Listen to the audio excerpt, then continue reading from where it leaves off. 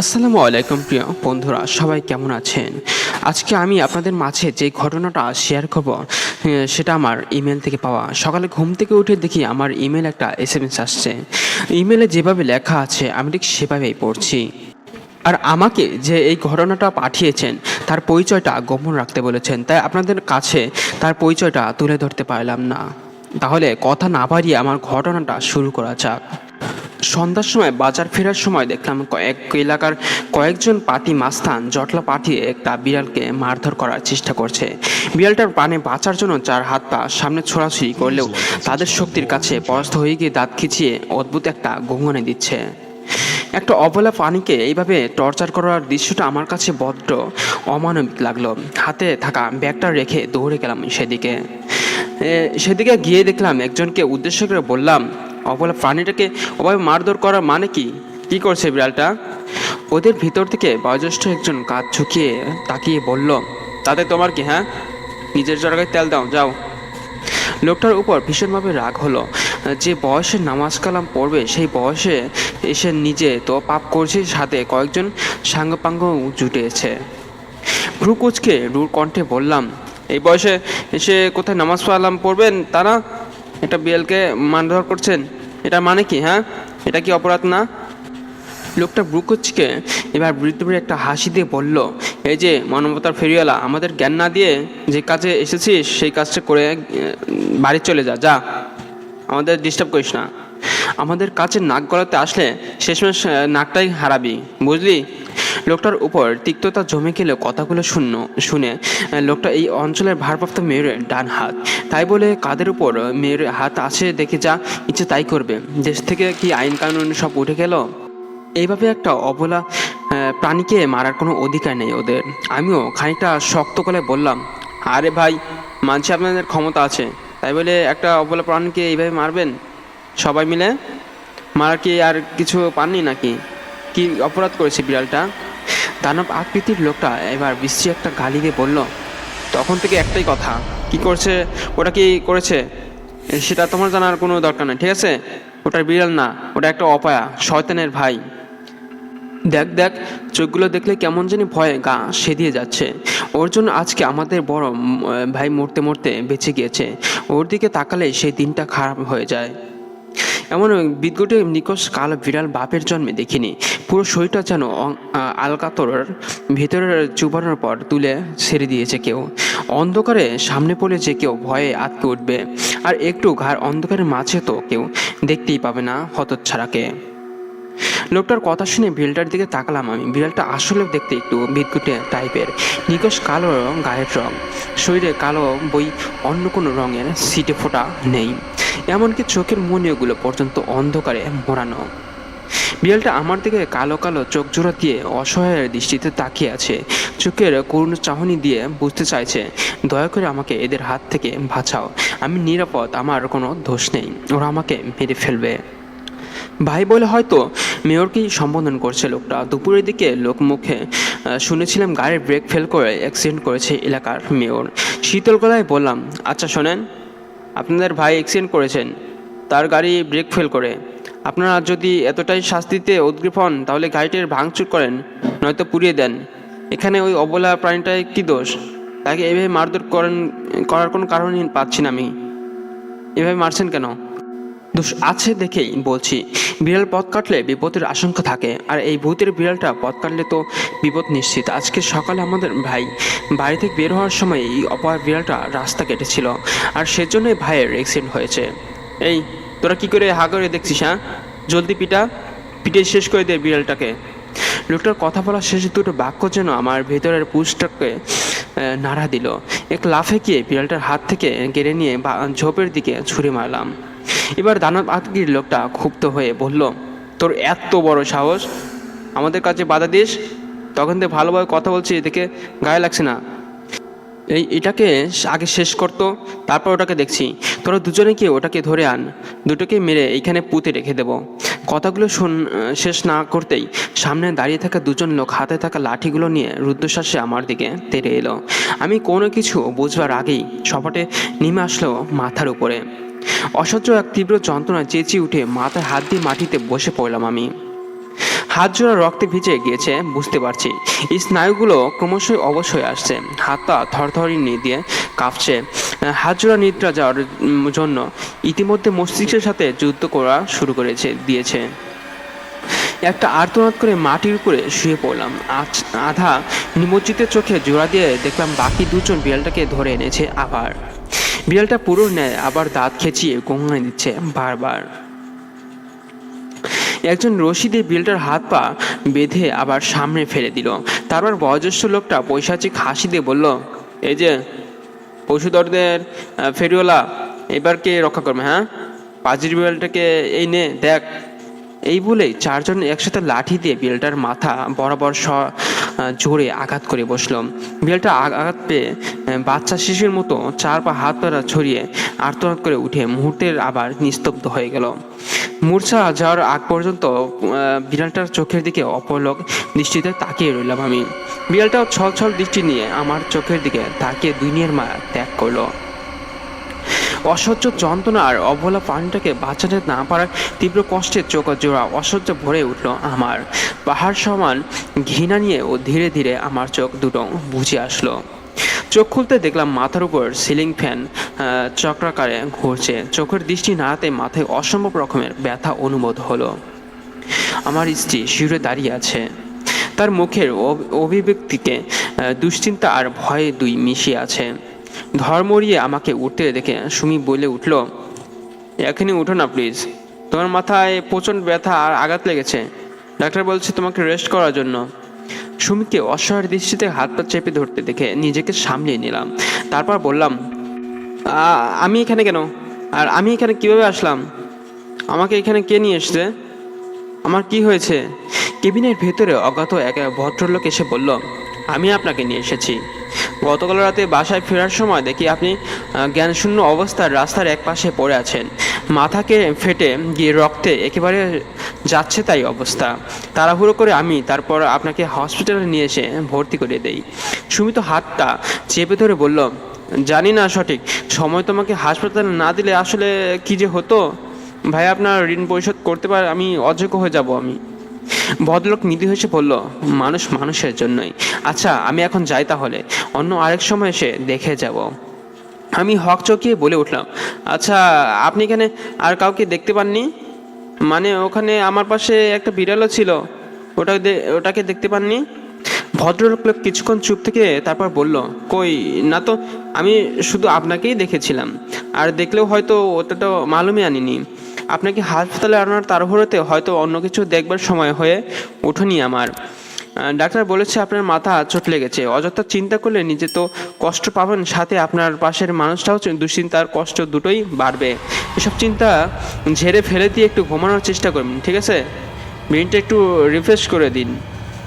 আর আমি এখন যাচ্ছি, পরে একসময় এসে আবারও দেখে যাব।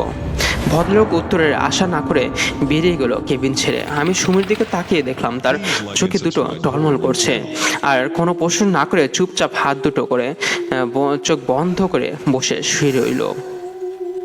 আজ 2 সপ্তাহ এরপর হাসপাতাল থেকে রিলাইজ দিয়েছে আমাকে। এখন অনেকটাই সুস্থ আমি, তবে মাথার আঘাতটা এখনও পুরোপুরি সেরে ওঠেনি। এখনও মাথায় ব্যান্ডেজ বাঁধা। এই কয়েকদিন আমি যতবার একাকী থেকেছি, সেদিনও সেই করুণ ছলছল চোখজোড়া আমার চোখের সামনে ভেসে উঠেছে বারবার। আঁখি দুটো আমার দিকে করুণ দৃষ্টিতে তাকিয়ে বারবার বাঁচার জন্য আর্তনাদ করে ডেকেছিল আমায়। আমি বাঁচাতে পারিনি অবলা প্রাণীটাকে। বড্ড খারাপ লেগেছে বিড়ালটার জন্য। রাতে ঘুমানোর ভেতর এরকম অস্বস্তি অনুভব হওয়াতে হঠাৎ করে ঘুমটা ভেঙে গেল আমার। তৎক্ষণাৎ ঘোর কাটিয়ে উঠতেই মনে হলো রুমের ভেতরের পরিবেশটা কেমন যেন ভারী হয়ে উঠেছে। ডিম লাইটের ঘোলাটে আলোতে জানালার দিকে চোখ পড়তেই তৎক্ষণাৎ ভাবটা কেটে গেল। তারপর চোখ জোড়া মুছে জানালার দিকে তাকাতেই মনে হলো একজোড়া জ্বলন্ত চোখ শীতল দৃষ্টিতে আমার দিকে অপলকভাবে তাকিয়ে আছে। চোখের দৃষ্টি খানিকটা ক্ষীণ করতেই নিজের মনে বললাম, তুই বেঁচে আছিস। আমি জানতাম তোর কিছু হবে না। একদিনের ক্ষণিকের পরিচয়, যাকে এতটা আপন করে ফেলেছি, সে এত সহজে আমাকে ছেড়ে চলে যেতে পারে না। জানালার পাশে দাঁড়িয়ে থাকা চার পায়ে প্রাণীটা অদ্ভুত একটা শব্দে ডেকে উঠল। আওয়াজটা কানে আসতেই সরু একটা হাসি ফুটে উঠল আমার ঠোঁটে। জানালার গ্রিল ভেদ করে অবয়বটা ভেতরে প্রবেশ করতে আমিও হিতাহিত জ্ঞান ভুলে জানালার দিকে পা বাড়িয়ে এগিয়ে গেলাম তার দিকে। মেয়রের 65তম জন্মদিন আজ। জন্মদিন উপলক্ষে মেয়রের গেস্ট হাউসে বড়সড় পার্টির আয়োজন করা হয়েছে। শহরের নামকরা সকল ব্যক্তিবর্গ এসেছেন সেই পার্টিতে। লাল সবুজ ফেয়ারি লাইট দিয়ে সাজানো হয়েছে পুরো গেস্ট হাউস। মেয়র তার জন্মদিন উপলক্ষে কোনো কিছু ঘামতি রাখেনি। তার জন্মদিনের পার্টিতে এক কর্নারে থাক করে সাজানো আছে দেশি বিদেশি নানান পদের পানীয় সমাহার। সেই সাথে মনোরঞ্জনের জন্য আছে রাত পরিতের মন করা নৃত্যের আয়োজন। আজকের এই রাতে কারো খেতে মানা নেই। যার যত ইচ্ছে মন ভরে রঙিন পানি গাঙ্গে পিণ্ডে গিলছে আর মনোরঞ্জন লুপে নিচ্ছে। গেস্ট হাউসের এক কর্নারে দাঁড়িয়ে আছে মেয়রের ডান হাত রমিজের সাথে তার চাপা পোলার দল। রমিজ নিচে রঙিন পানির গ্লাস হাতে নিয়ে ওদেরকে উদ্দেশ্য করে এলেমেলে একটা ছন্দ বলে উঠল। আজকে কোনো নেই মানা, পথ হারাতে রঙিন পানি খেয়ে হব দিশাহারা, বাড়ির পথের ঠিকানা তার নাইকো কারো জানা। অখাদ্য বলার পর পিঠ চাপড়ে বলল, খা, যার যত ইচ্ছে খা, একেবারে গলা পর্যন্ত খা সবাই। রমিজের পাশে থাকা সবার কণ্ঠ রতন বলে উঠল, বড় ভাই, এইগুলোর ভিতরে সবচাইতে দামি কোনটা, সেইটা খাবো। রমিজ ফ্যাঁস করে হেসে টলমলে না গলায় বলল, এই কে আছিস, সরকারকে এক গ্লাস রেড ওয়ান দে তো। জীবনে শুধু নাম শুনেছিস, আজ আমার দৌলতে নিজের পেটে পর্যন্ত চলে যাবে, বুঝলি? এই হলো রমিজের পাওয়ার। ছেলেটা অদ্ভুত কণ্ঠে বলে, পাওয়ার? হ্যাঁ, সব কিছু পাওয়ার। যার পাওয়ার আছে তার সব কিছু আছে, বুঝলি? সবাই একে বাক্যে রমিজের কথার উত্তরে বলে ওঠে, হ্যাঁ বড় ভাই, হ্যাঁ। রমিজ এবার খুশিতে গদগদ হয়ে বলল, এই ওয়েটার, একজন নয় সবাইকে এক করে রেড ওয়াইনের বোতল দে তো। রমিজ সবাইকে একটা করে বোতল দিতে বলে সামনে এগিয়ে যায়। লাল ড্রেস পরে রাতপরীর দল নৃত্য করেছে। রমিজের খুব ইচ্ছে করছে তাদের ছুঁয়ে দেখবার। অনেকদিন হলো মেয়েদের শরীরের ঘ্রাণ নেওয়া হয়ে ওঠেনি তার। কিন্তু মেয়র তার পার্টিতে আসা ব্যক্তিবর্গের সামনে হাত দেওয়াটা ঠিক হবে না, এতে উভয় ইমেজের ক্ষতি হতে পারে। এসব ভেবে নিজেকে দমিয়ে নেয় সে। তারপর আবার রঙিন পানি গলায় ঢালতে শুরু করে।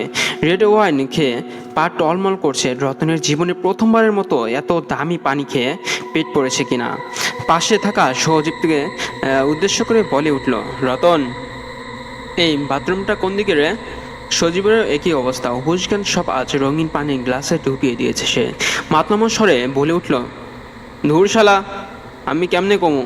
মেয়র কি আমার বাপ লাগে, হ্যাঁ, যে তার ঘরের খবর রাখবো আমি? যা গিয়ে নিজে খুঁজে নে, শালা লুচ্চার দল। যা, খেতে পারিস না তা গোগ্রাস কেন, গিলতে চাস না? রতনও কয়েকটা মিডিল ক্লাস গালি দিয়ে টলতে গেস্ট হাউসের বাইরে চলে আসে। চোখের সামনে সব কিছু ধোঁয়াশা লাগছে এখন। তারপরও আবার জোনাকি পোকার ন্যায় জ্বলতে থাকা ফেরারি লাইটের রঙিন আলোতে চোখ ধাঁধিয়ে আসছে তার। ফিরে একদম আকণ্ঠ প্রাণ করেছে সে। বাহিরে ঠান্ডা বাতাস লাগতেই শরীরটা গলিয়ে উঠল। হাঁটু গেড়ে ওখানে মুখ ভরে বমি করলো কয়েকটা দফা। আর হাঁটতে ইচ্ছে করতেছে না রতনের। তবুও মদের নেশা তাকে পেয়ে বসেছে। এত দামি ব্র্যান্ডের পানি সে বাপের জন্মেও পান করেনি। তো দূরতাবাদ। আজকের রাতটা চলে গেলে আবার একটা বছর অপেক্ষা করতে হবে। তাই আজকের রাতটা সে মিস করতে চায় না। চলন পায়ে ভরতে উঠে আবারও হাঁটতে লাগে রতন। গেস্ট হাউসে ঢুকবার সময় ওর চোখে পড়ল বাথরুমটা। ভাবলো চোখে মুখে পানি দিলে হয়তো ঘুমটা ভাবটা একটু কমে যাবে, তখন আরও বেশি করে খেতে পারবে সে। তারপর ট্যাপ ছেড়ে ঠান্ডা পানি মুখে মারতে খানিকটা স্বস্তি বোধ করলো। টিস্যু ছিঁড়ে মুখ মুছে বার হতে যাবে, ঠিক তখনই সামনে থাকা আয়নার ভেতরে একজোড়া চোখ দেখে ধমকে দাঁড়ালো রতন। চোখ কচলে আবার আয়নার দিকে তাকাতে দেখলো সে ব্যতীত আর কেউ নেই। নিজেকে বিশ্রী ভাষায় গালি দিয়ে বলল, হালকা থাপ্পড় মেরে বলল আবার তখনই, হুঁশাই রতন, তোর এখন অনেক কিছু করার বাকি। কথাটা বলে পাশ ফিরতে আবার মনে হলো আয়নার ওপাশে হতে সত্যি একজোড়া তীক্ষ্ণ দৃষ্টি তাকে দেখছে। আবার ঘুরে তাকালো রতন। এবার সামনে হাত দুটো ভর দিয়ে খানিকটা ঝুঁকে আয়নার দিকে তাকালো সে। তারপর বোকার মতো হেসে বলল, না, আর খাওয়া যাবে না, বরং গিয়ে 2-3টা বোতল শার্টের ভিতরে লুকিয়ে বাড়িতে নিয়ে যেতে হবে। হ্যাঁ, এটাই ভালো হবে। কথাগুলো বলে ঘাড় ঘোরাতেই কাঁধের উপর একটা ভারী বাতাস অনুভব করলো সে। ভয়ে আঁতকে উঠল। বলল, সুরের বাচ্চা, লুকিয়ে লুকিয়ে কেন নাটক করতেছিস? হ্যাঁ, সাহস থাকলে সামনে আয়, দেখি বুকের দম কতটুকু। কথাটা বলে শার্টের নিচে থাকা ধারালো চাকুটা বার করে শক্ত হাতে আঁকড়ে ধরে একটা গুড়ানি দিল সে। কিন্তু পরক্ষণেই মনে হলো সে হাওয়ার মাঝে হাত ঘোরাচ্ছে, এইখানে সে ছাড়া আর কেউই নেই। বুঝতে পারলো এসবই তার মনের ভ্রম। গলা পর্যন্ত খাওয়ার কারণে এখন উল্টোপাল্টা লাগছে তার বড্ড, তাই সে বড্ড অস্বস্তি লাগছে এখন তার। সিদ্ধান্ত নিল বাথরুম থেকে বেরিয়ে সোজা বাড়ি চলে যাবে সে। অতি লোভে তাঁতি নষ্ট করার মতো বোকামি করতে চায় না সে। যেমন কথা তেমন কাজ। বাথরুম থেকে বেরিয়ে সোজা পার্কিংয়ে চলে গেল রতন। রমেশ ভাইয়ের গাড়ির চাবি তার কাছেই আছে, গাড়ি দিয়ে গেলেও দ্রুত পৌঁছানো যাবে, পরেরটা পরে সামলে নেবে সে।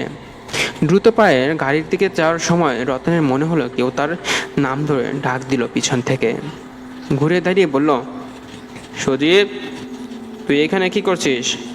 সজীব কাছে এসে শান্ত গলায় বলল, আজ বহুত গিলে ফেলেছি রে। বিশ্বাস কর, বাপের জন্ম এমন খায়নি কখনো। পায়ে হেঁটে যাওয়া আমার একেবারেই অসম্ভব। চল, আমাকে গাড়ি করে নামিয়ে দিয়ে আসবি। রতন একটু হেসে বলল, আমিও চলে যাচ্ছিলাম। রমেশ ভাই তো এখানে আজ সারা রাত কাটিয়ে দেবে, আর কুদ্দুস সেও তো কম ভাগি মাছ নয়। দেখবি একজনকে ধরে দিবি, রাত পার করে দিবে। তারপর দুজনে একসাথে হেসে উঠে বলে, তাহলে চল। কথাগুলো বলার পর দুজন গাড়িতে উঠে পড়ে। গাড়িতে চাবি দিয়ে লুকিং গ্লাসটা ঠিক করতে গিয়ে হকচকিয়ে ওঠে রতন। পাশের সিটে সজীব বসে আছে, অথচ গ্লাসে তাকে দেখা যাচ্ছে না। চমকে উঠে এক পলকে আয়না আবার তার পাশের সিটের দিকে তাকায় সে। কিন্তু না, পাশের সিটে সজীব বসে থাকলেও গাড়ির মিডরে সজীবের শরীরটা সম্পূর্ণ অদৃশ্য। শরীরের পরিবর্তে সোজা তার পিছনে থাকা সিটের কভারটা দেখা যাচ্ছে। চোখ কষলে আবার আয়নার দিকে তাকায় রতন। আবারও একই দৃশ্যে ভয়ে শিরে হয়ে কেঁপে ওঠে তার পুরো শরীর।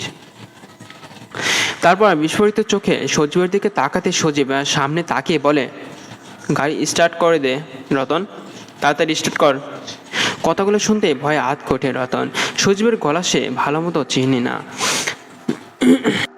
এই গলার স্বর সজীবের নয়, কেউ যেন অনেক দূর হাতে ঘ্যার ঘ্যারে কণ্ঠে কথাগুলো বলছে, আর সজীব সেই কথা আর তালে ঠোঁট নাড়ছে মাত্র।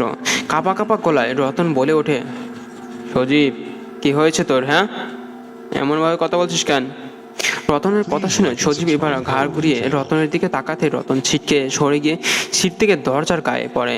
সজীবের চোখের মণি দুটো আর স্বাভাবিক নেই। কালো মণির পরিবর্তে এক জোড়া হলদিতে জল ছেলে চোখালো মণি ফুটিয়ে উঠেছে। আতঙ্কিত গলায় বলে ওঠে রতন, এ কি, তোর তোর চোখগুলো এমন দেখাচ্ছে কেন? হ্যাঁ?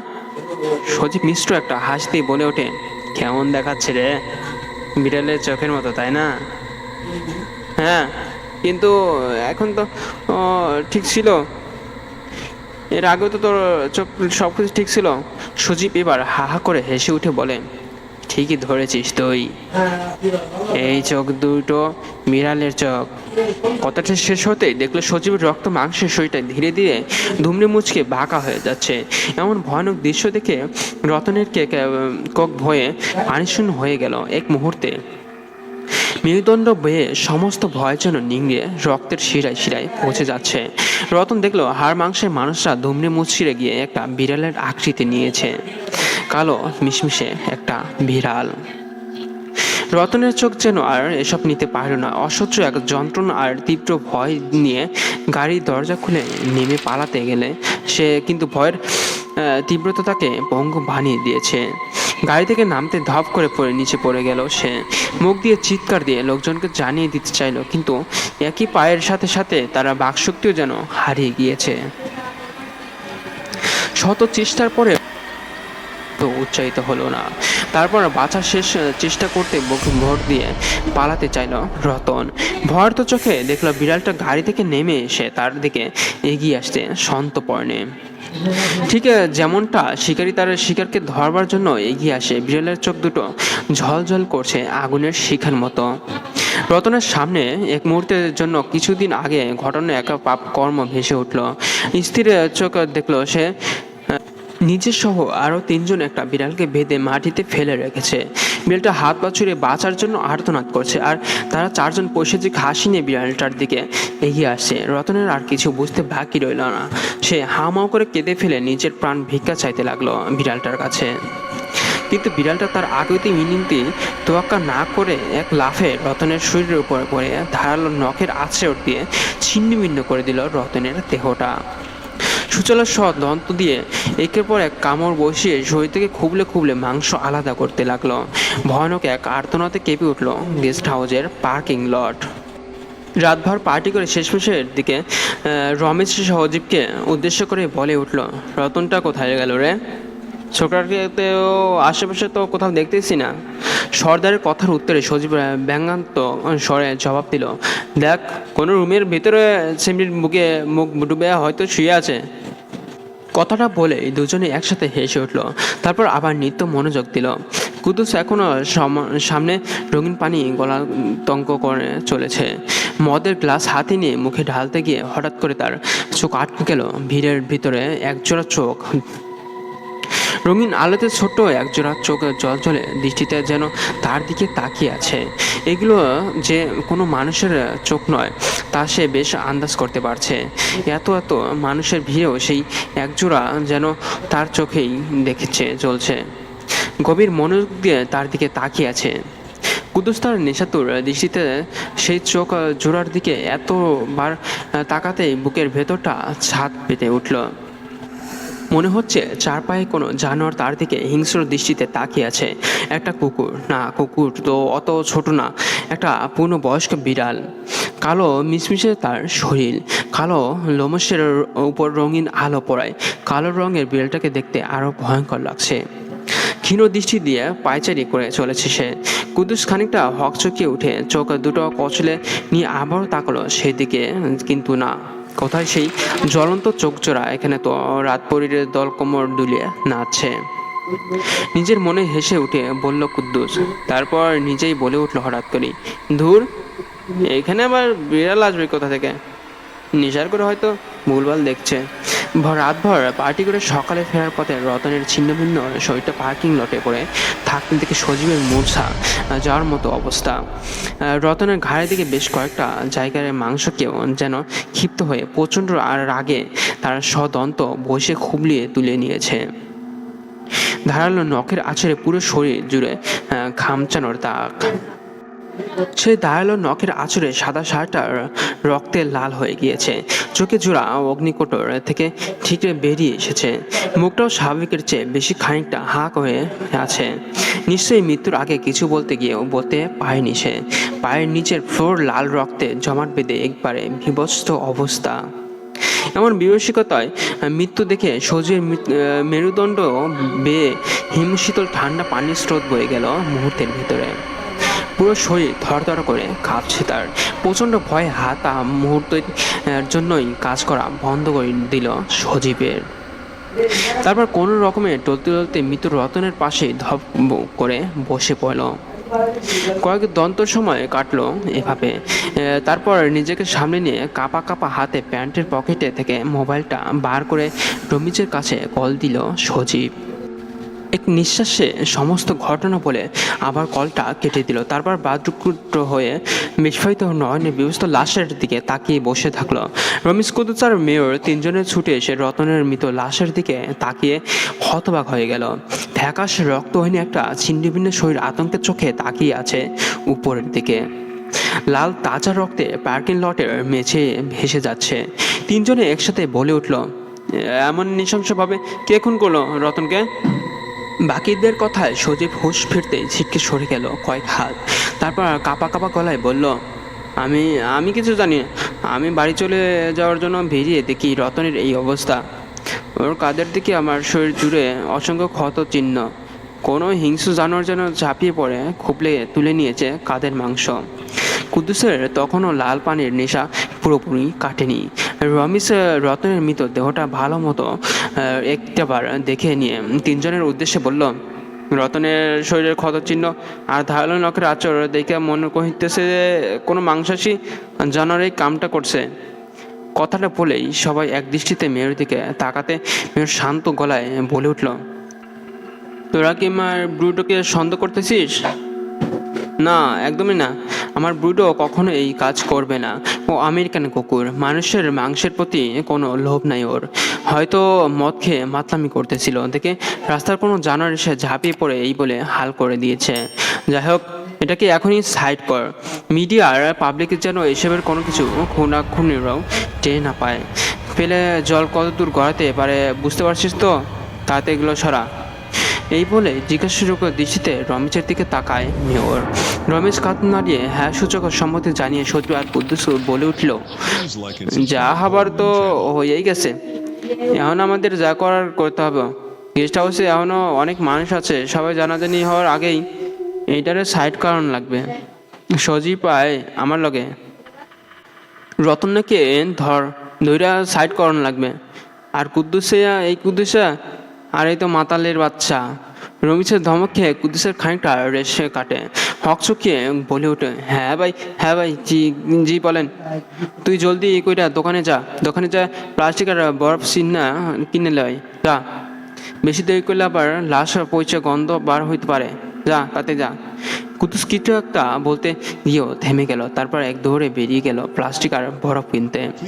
কুদ্দুস বেরিয়ে গেলে রমেশ আর সজীব দুজনে রক্তের লাশটাকে ধরাধরি করে পার্কিং লটের স্টোরের রুমে রেখে আসলো। তারপর মেঝেতে জমে থাকা রক্তগুলো পরিষ্কার করতে লাগলো। কিছুক্ষণ পর কুদ্দুস প্লাস্টিক আর বরফ কিনে আনলে তিনজনে মিলে রতনের মৃতদেহটা প্লাস্টিকের মুড়িতে সারা শরীরে বরফ লাগানোর পর স্টোর রুমে রেখে দিল। সিদ্ধান্ত হলো রাতের আধারের সুযোগ বুঝে মাটি চাপা দিবে রতনের লাশটাকে।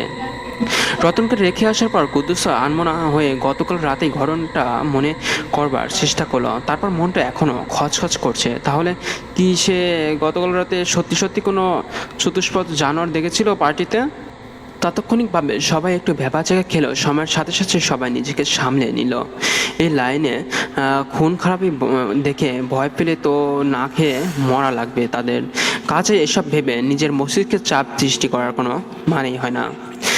লাশটাকে জায়গা মতো রেখে মেয়রের বাসা থেকে তিনজনেই বেরিয়ে গেল। যাওয়ার সময় রমেশ সজীব আর কুদ্দুসকে আরও একবার মনে করিয়ে বলল, যেখানে থাকো সন্ধ্যার পরই আমার মেয়রের গেস্ট হাউসে চলে আসবি, ঠিক আছে? রতনের লাশটার একটা ঠিকানা করতেই হবে, এখানে একেবারে রাখা যাবে না। রমেশের কথায় বাকি দুজন সম্মতি দিয়ে তারপর যে যার মতো চলে গেল। সারাদিন যে যার মতো কাজ সেরে সন্ধ্যা নামতেই রমেশের কথা মতো বাকি দুজনে মেয়র গেস্ট হাউসে রওনা দিল। কিন্তু গেস্ট হাউসে এসে বাঁধলো আর একটা বিপত্তি। রমেশ একটু আগে ফোন করে জানিয়ে দিয়েছে সে আসতে পারবে না। মেয়রের ইলেকশনের কাছে একটু বাইরে গিয়েছে। লাস্টার যেন তারা দুজন মিলে একটা ব্যবস্থা করে ফেলে। অগত্যা সর্দারের কথা মতো তারা দুজনে লাশটা নিয়ে এখান থেকে রওনা দেওয়ার সিদ্ধান্ত নিল। রাত একটু গভীর হলেই রতনের মৃতদেহটা নিয়ে বেরিয়ে পড়বে তারা। ঘড়ি কাটা তার রাত 11টার কাছাকাছি পৌঁছতেই সজীব আর কুদ্দুস দুজনে মিলে রমেশের কথা মতো প্লাস্টিকের মোড়ানো লাশটা গাড়িতে উঠিয়ে নিয়ে বেরিয়ে পড়লো। দুজনে ঠিক করলো শহরে ছেড়ে খানিকটা দূরের একটা জঙ্গলে নিয়ে কবর দিয়ে দিবে। এরকম রিস্ক নিতে চায় না তারা। কুদ্দুস এই লাইনে পূর্ণ হলেও সজীব নতুন। এই প্রথমবারের মতো কোনো মৃত শরীরের সাথে নিয়ে তার পথ চলা, তাও আবার রাতের আধারে। শরীরটা অজানা কোনো এক ভয়ে বারবার কাটা দিয়ে উঠেছে সজীবের। কিন্তু সামান্য এই মরা মানুষকে দেখে ভয় পেয়েছে শুনলে কুদ্দুসের সামনে তার দাপট ক্ষুণ্ণ হবে ভেবে নিজেকে যথেষ্ট স্বাভাবিক করে রাখার চেষ্টা করছে সে। নিজের বীরত্ব টিকিয়ে রাখতে কুদ্দুসের পাশের সিটে বুক ফুলিয়ে বসে থাকছে। কুদ্দুস খানিকটা আঁচে করতে পেরে গলা খাকারি দিয়ে বলে উঠল, কি রে সজীব, তোর কি ডর লাগতেছে? সজীব ভিতরে ভয়ে কুকড়ে গেলেও মুখের অভিব্যক্তিকে সাহস ফুটিয়ে বলল, কই না তো। কুদ্দুস হেসে উঠল সজীবের উত্তর শুনে। তারপর বলল, এই লাইনে বহুত দিন ধরে আছি বুঝলি। কত মৃত মানুষরে যে এই হাত দিয়ে ধরছি আর তার হিসাবই নাই। একবার রাজপথের মিছিলে আমাকেও লগে একটা পুলার শরীরে বোম আর পুরো শরীর আলু ভর্তার মতো হয়ে গেছিল। পরে ওই ছিন্নভিন্ন শরীরখানা এক জায়গায় করে কবর দিয়ে দিয়েছিলাম আমি। কুদ্দুসের এমন বীরত্বের কথা শুনে উত্তরে সজীব কোনো কিছু বলে না, শুধু একটা বার ঘাড় ঘুরিয়ে তাকায় কুদ্দুসের দিকে। শুনশান রাস্তার বুক চিরে দৈত্যের মতো ছুটে চলেছে তাদের গাড়িটা। অল্প করে নামিয়ে রাখা গ্লাসের উপর দিয়ে সনসন করে ঠান্ডা ধমকা বাতাস এসে আছড়ে পড়েছে সজীবের শরীরে। বেশ কিছু দূর যাওয়ার পর সজীব কুদ্দুসকে উদ্দেশ্য করে বলল, কুদ্দুস ভাই, তোমার কাছে বোতল নাই? থাকলে বার করো না, গলাটা একেবারে শুকাইয়া গেছে, তাড়াতাড়ি বের করো যদি থাকে। সজীবের এমন কথায় কুদ্দুস হো হো করে হেসে উঠল। তার তাচ্ছিল্য ভরা দৃষ্টিতে বলল, জানতাম তোর ডর করছে তাই না? শালা পুঁটি মাছের কলিজা নিয়ে এই লাইনে আসছিস কেন? হ্যাঁ, যা ঘরে গিয়ে দর্জির কাম কর গিয়ে, যা। কথাটা সজীবের ইগোতে লাগলো। সে মোটেও ভয় পাচ্ছে না, কিন্তু হাজার হলেও হাসত। আর এমন ভয়ঙ্করভাবে কাউকে কখনো মারতে দেখিনি সে, তাই একটু মনটা কু ডাকছে তার। কুদ্দুসের ব্যঙ্গাত্মক কথাগুলো হজম করে আবার বলল, আরে দাও না, থাকলে এমন করো না। এতক্ষণ গাড়ি চালানো আর গাড়িতে লাশ উঠাতে গিয়ে কুদ্দুসের গলাটাও খানিকটা শুকিয়ে গিয়েছে। তাই সজীবের কথার প্রত্যুত্তরে পাল্টায় কোনো কিছু না বলে বলল, দেখ, গাড়ির ওইখানটাতে আছে, পুরোটা যেন মারিস না, ঠিক আছে? আমারও গলাটা শুকিয়ে গেছে। সজীব খানিকটা ঝুঁকে পড়ে তার সিটের পিছন হাতড়িয়ে একটা বোতল বের করে আনলো। বোতল ভর্তি লাল পানি দেখে তার মুখে হাসি ফুটে উঠল। খানিকক্ষণ বোতলটা উপর নিচে ঝাঁকিয়ে নিয়ে তারপর বোতলের মুখটা খুলে এক নিঃশ্বাসে অর্ধেকটা গলায় ঢালার পর কুদ্দুসের দিকে বাড়িয়ে দিয়ে বলল, নাও, ব্যাস, বাকিটা তোমার। শালা সব দুশ্চিন্তা পানির সাথে সাথে নিচে চালান করে দিছি। সজীবের এখনো কথা শুনে কুদ্দুস একগাল হাসলো। তারপর সজীবের বাড়িয়ে দেওয়া বোতলটা নিজের মুখে ধরলো। তারপর ঢক ঢক শব্দ করে বোতলের সবটুকু পানি গলার্ধকরণ করে নিল দুজনে। নিস্তব্ধ রাতের আধারে মারিয়ে দ্রুত বেগে ছুটে চলেছে গাড়িটা। চারপাশ নিকশ কালো চাদরে মোড়ানো। সজীব গাড়ির রেডিও চালু করে দিল। রেডিওতে বৌদ্ধ হেমন চলছে। আর হিম করা সাউন্ড ইফেক্টটা শুনে কুদ্দুস বলে উঠল, এসবে ভয় পায় কেউ? হ্যাঁ, এরা এইসব পায় কোথা থেকে বলতো? বয়সটা তো আমার কম হলো না। কই, আমি তো কখনো বুদ্ধ দেখি নাই। যত সব গাঁজাখুরি কথাবার্তা, ভুলটাই বলে সাধারণ মানুষের মস্তিষ্ক হরণ করবার ফন্দি করছে সব। সদীপ টলমল গলায় সায় দিয়ে বলে উঠল, একদম ঠিক বলছিস বস, সব গাঁজাখুরি বাদ। একদিন সালাগোর সামনে পাইলে না, শার্টের নিচের যন্ত্রটা সোজা ঢুকিয়ে দিমু একবারে। এইভাবে এই কথায় সে গাড়িটা মন্তব্য নিয়ে যাচ্ছিল দুজনে। হঠাৎ করে সজীবের মনে হলো তার ঠিক পেছনের দিক থেকে কেউ ধাক্কা মারলো। পরক্ষণে আবার ভাবলো হয়তো এরকম রাস্তার কারণে এমনটা হচ্ছে, কিন্তু না। খানিকটা পথে যাওয়ার পর আবারও এইরকম ধাক্কা খেলো সে সাথে সাথে একটা শব্দ কানে ভেসে উঠলো সজীবের মনে হচ্ছে সিটের পিছনে কেউ একজন আছে, আর সে সজোরে দেওয়ালে ঘুষি মারছে। তার কিছুক্ষণ পরে বিশাল আকৃতির একটা বিড়াল সামনে এসে দাঁড়ালো, আর সাথে সাথে গাড়িটা ধাক্কা দিল সেই বিড়ালটাকে, কিন্তু বিড়াল কিছুই দেখা যাচ্ছে না ওখানে। তারপর সরাসরি একটা খাদে চলে যায় সেই গাড়িটা বাস্ট হয়ে যায়, এবং সাথে সাথে তারা দুজনেও মৃত্যুবরণ করে। এবং বিড়ালের সেই অদৃশ্য ছায়াটা আস্তে আস্তে মিলিয়ে যেতে থাকে। তো বন্ধুরা, আমার এই ঘটনাটা কেমন লেগেছে তা অবশ্যই কমেন্টে জানাবেন, কারণ আপনার একটা কমেন্ট আমাকে নতুন নতুন ভয়ঙ্কর ঘটনা বলতে উৎসাহিত করবে। আর আপনি যদি আমার চ্যানেলে নতুন হয়ে থাকেন তাহলে অবশ্যই আমার চ্যানেলটি সাবস্ক্রাইব করবেন।